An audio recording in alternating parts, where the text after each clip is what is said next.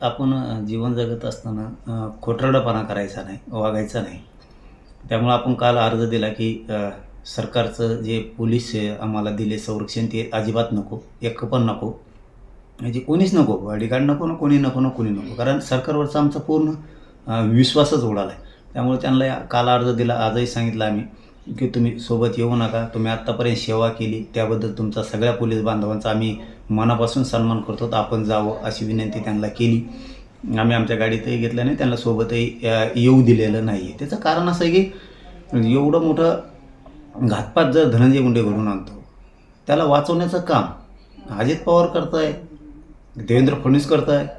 अरे म्हणजे तुम्ही काय, एखादा माणूस गरिबाची लढाई लढतो, म्हणजे मी मनोज जरांगे पाटील एखाद्या गरिबाची लढाई लढतो, आम्ही वरचढ व्हायला लागलो तुम्हाला, म्हणून तुम्ही असले चाळे करायला लागलात, घातपाताचे बदनाम करायला लागलात आम्हाला. तुम्ही त्याला चौकशीला अटक करायला पाहिजे होती, चौकशीला घ्यायला पाहिजे होती. तो तुमच्या पाय पडला, अजित पवारच्या पायावर लोळला, फडणवीसच्या पायावर लोळला, म्हणून तुम्ही त्याला अटक नाही करणार. तो मुख्य सूत्रधारच या कटाचा ठेवे घातपाताचा, त्याला करणार. आम्ही आमचं बघू. आता मैदान मोकळं आहे ना, येऊ दे त्याचे कोण कोण यायचे ते.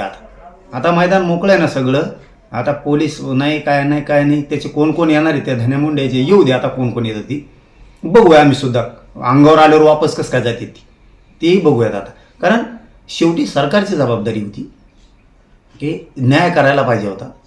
त्यांनी घातपाताचा कट रचला, इतकं भयानक कृत्य घडून आणलं, आणि त्याला चौकशीला घेत नाहीत तुम्ही, आणि त्याला चौकशीपासून टाळता, त्याला माफ करता, त्याला क्लीन चिट देता. अरे सरकार, तुमच्या बी जर नाकी नमुने आणले ना तर माझं नाव बदलून ठेवा तुम्ही. हो, अजित पवारचे सुद्धा आणि फडणवीसचे सुद्धा. तुमच्या नाकी नऊच आणणार, दमच आणणार मी तुम्हाला, त्याच्याशिवाय तुम्हाला सोडत नाही. आता ते धरलेले होय ना आरोपी, ते सुटतीलच ना, सुटतील. पुन्हा त्यांनाही मोकळं मैदान पाहिजे ना मला मारण्यासाठी.